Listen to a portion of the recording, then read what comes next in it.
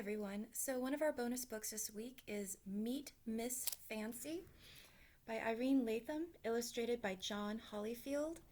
And this is based on a true story, which I'll read the true account at the end. So Meet Miss Fancy. Meet Miss Fancy.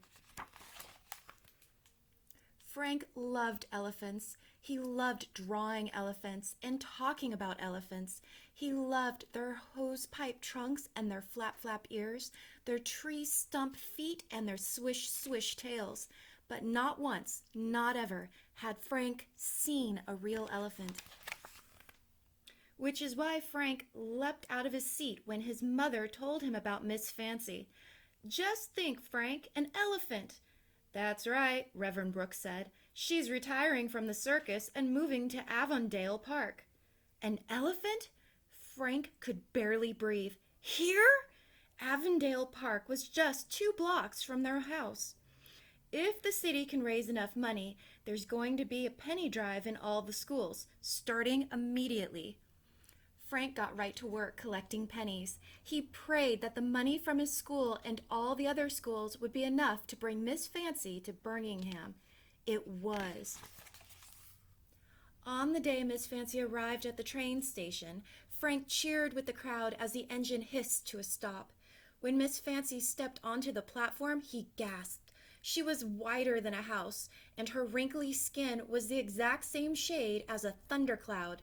When she trumpeted, it made the train whistle sound like a toy.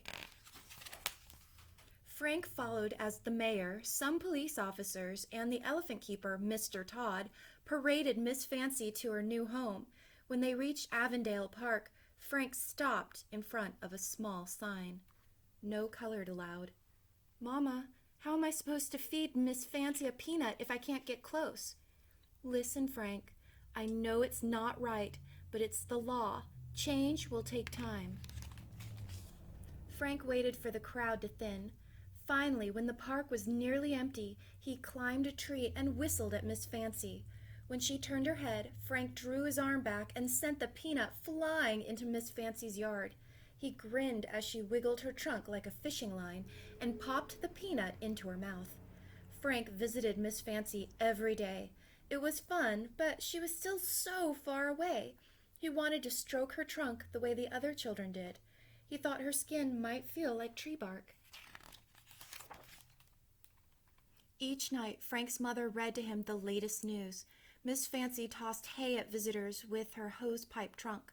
She kicked over a fire hydrant with her tree stump feet. Sometimes she pulled open the park gate.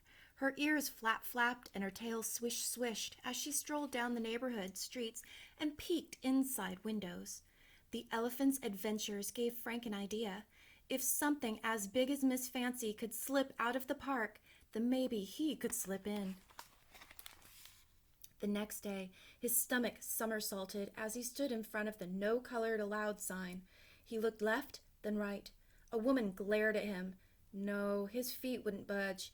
It was against the law. He walked around to the back entrance. "Mr. Todd, would it be possible for me to pet Miss Fancy?" Mr. Todd shook his head. "Wish I could, but it's not up to me. I might lose my job, then where would Miss Fancy be?" Frank's whole body sagged. But Frank wasn't giving up. On Sunday, he cornered Reverend Brooks. "If I could just meet her up close, there's got to be a way." "Maybe," said Reverend Brooks. "We could write a letter to the city commission."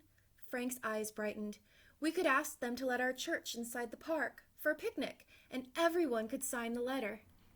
For the next week, Frank went door to door. Most people smiled and signed right away. Others scowled and said Frank was wasting his time. Frank didn't rest until the letter was mailed, and then all that was left to do was wait.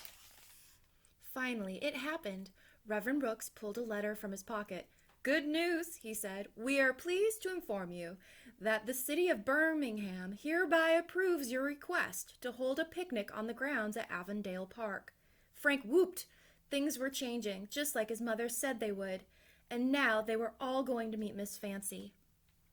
But the day before the picnic, Reverend Brooks appeared at Frank's door. "I'm sorry, Frank. There's not going to be a picnic. Some folks don't want us in the park. There could be trouble. Frank swallowed. Trouble meant black people would be hurt or worse. He ran to his room and buried his head in a pillow. He tried everything he knew to get close to Miss Fancy. Everything. And then it came to him. There was only one thing left to do. He ran all the way to the park. Next time you escape, Miss Fancy, follow these peanuts. The next morning, Frank woke to a neighbor's scream. Someone call the police! Frank ran to the door. Miss Fancy! He grabbed the bag of peanuts. By the time he got to the porch, Miss Fancy had wandered across the yard. Frank gulped as she trampled through his mother's patch of petunias. He followed as Miss Fancy nibbled Mrs. Harper's lawn. He giggled when she left behind a big smelly mess. As she turned the corner, Frank's eyes widened. Didn't Miss Fancy see the cars coming? Didn't she know how dangerous that intersection was?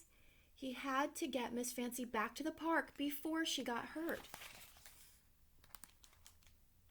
He raced in front of her, dropping one peanut, then another. When they got back to the park, they were met by a police officer. Good job, son. Frank nodded but didn't speak. The "No colored allowed" sign glinted in the morning light. His time with Miss Fancy was almost up. Sir, he said, it was now or never. Would it be possible for me to pet Miss Fancy? The officer studied Frank for a long moment. How would you like a ride? A ride? Frank's breath caught. He'd seen white children riding Miss Fancy, but he never really believed he might get to ride too. As Mr. Todd helped Frank climb up Miss Fancy's tree stump for stump feet, her tail swished. You'd make a great elephant keeper, Mr. Todd said. Frank grinned. The higher he went, the louder his heart thumped. When he straddled her neck, she lifted her hosepipe trunk and her ears flapped. He stroked the skin on her head. It didn't feel like tree bark at all, more like Frank's favorite pair of shoes. Frank laid his head against Miss Fancy and breathed in her mud puddle smell. The sun warmed his shoulders as they paraded right past the gates of Avondale Park. And that's the end of the story, but I'm going to read to you the author's note at the back. So, while Frank, his mother, and Reverend Brooks were fictional, Miss Fancy was a real Indian elephant who lived at Birmingham, Alabama's Avondale Park for 21 years, from 1913 to 1934. School children collected $500 worth of pennies to help purchase her from the Hagenbeck Wallace Circus. Approximately 40 years old at the time of her arrival, Miss Fancy was a gentle animal, a star attraction at the park, and much beloved by the community. Miss Fancy actually had two keepers during her time in Birmingham, Dayton Allen and John Todd.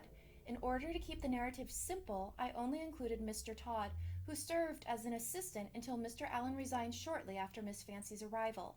At that point, Mr. Todd took over, and except for a relatively brief absence to serve in World War I, Mr. Todd cared for the elephant the rest of her many years in the city. In spite of Mr. Todd's efforts, Miss Fancy still escaped on at least 12 separate occasions. Avondale Park didn't have the secure fencing that modern zoos have. It was more like a cow pasture. Miss Fancy really did walk the city streets, nibbling lawns and peering in windows. Occasionally, she was more destructive, uprooting fire hydrants and trees, and once she even knocked over a park cookhouse. Due to segregation laws, African Americans were not allowed to visit Avondale Park. In July of 1914, the 16th Street Baptist Church, under the leadership of Reverend John A. Whitted, petitioned the Birmingham City Commission to allow its congregation to visit the grounds for a Sunday picnic. When the motion was approved, it caused such a stir among residents that the Avondale Civic League protested the decision. As a result, the church withdrew its petition. As the Great Depression set in, the city of Birmingham was no longer able to afford Miss Fancy's care, so she was sold in 1934 to the Cole Brothers Clyde Beatty Circus. They renamed her Frida and introduced her to 3 other elephants. By 1935, she had been renamed Bama in honor of her time in Alabama. She toured with the circus for just 2 years before she was sold in 1939 to a zoo in Buffalo, New York, where she remained until her death in 1954. A note about peanuts. Elephants in the wild do not generally eat peanuts, but those in captivity, especially circus elephants, have been known to eat them. According to reports, Miss Fancy ate not only peanuts, but also popcorn, fruits, and sandwiches brought to her by park visitors. Today, Miss Fancy's legend continues at Avondale Brewing Company in Birmingham, Alabama, where her image graces trucks and labels and t-shirts. In addition, a life-size sculpture of her is being erected in Avondale Park. Special thanks to James A. Baggert, writer and head of the Department of Archives and Manuscripts at the Birmingham Public Library, who helps keep Miss Fancy's story alive by generously and enthusiastically sharing his extensive knowledge with others. This one's for you, Jim. So that's the history. And these are the people who wrote this and did the pictures for it. So you have Irene Latham, is an Alabama author of more than a dozen current and forthcoming poetry, fiction, and picture books for children and adults, including Can I Touch Your Hair?, Poems of Race, Mistakes, and Friendship with Charles Waters, winner of the 2016 ILA Lee Bennett Hopkins Promising Poet Award. She has loved elephants since childhood when her parents introduced her to Horton Hatches the Egg by Dr. Seuss. John Hollyfield is considered one of the top contemporary Black artists in the nation. His main themes are family, spirituality, and culture. For much of his subject matter, he draws from his family members, childhood memories, and stories from his grandmothers, which explains the repetition of women in his works. John has always been captivated by the church and often depicts images related to spirituality. John also focuses on aspects such as music, heritage, and tradition that set his race apart from others, yet his use of timeless themes makes the images relevant to anyone who views them. So, I hope you enjoyed that, and if you have any requests or anything before the last week of school, just send me an email. Okay, everyone? Have a great week.